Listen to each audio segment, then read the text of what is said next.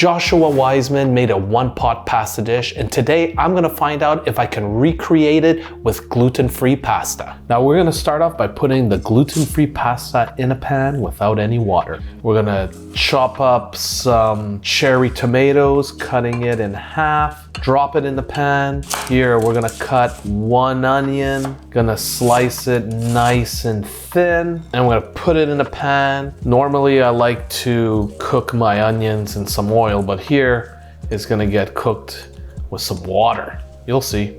Slice up 4 cloves of garlic, put it in the pot. Let's add some red pepper flakes. We're gonna put about 3 tablespoons of extra virgin olive oil, and we're gonna add over here about 4.5 cups of water. And don't forget the salt. And now we're gonna cook it for about 9 minutes, and you're gonna try and move it around, but let me tell you something. Look at this.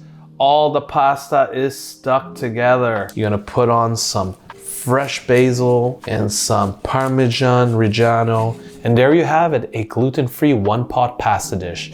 I'm not feeling very confident that this is gonna be tasty because, to be quite frank, it looks a little bit slimy. So normally when you cook gluten-free pasta, you make sure that the water is boiling, you throw in the pasta, and then the gluten-free pasta doesn't stick. But over here, so because we cooked the pasta in a pot that started off cold with all of the ingredients in it, all of this gluten-free pasta, stuck together. It then wasn't able to disconnect, and it created this weird, sludgy, creamy texture.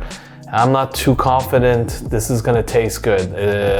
Oh boy. Let's have a taste. Oh, look, it looks more like a stew. Oh, no.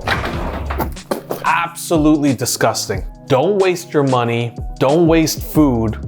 Do not try to make a gluten-free version of this dish. It is absolutely horrendous. I feel bad about wasting food, so I'm gonna put it in the compost. This dish doesn't belong in someone's stomach. It belongs in the compost.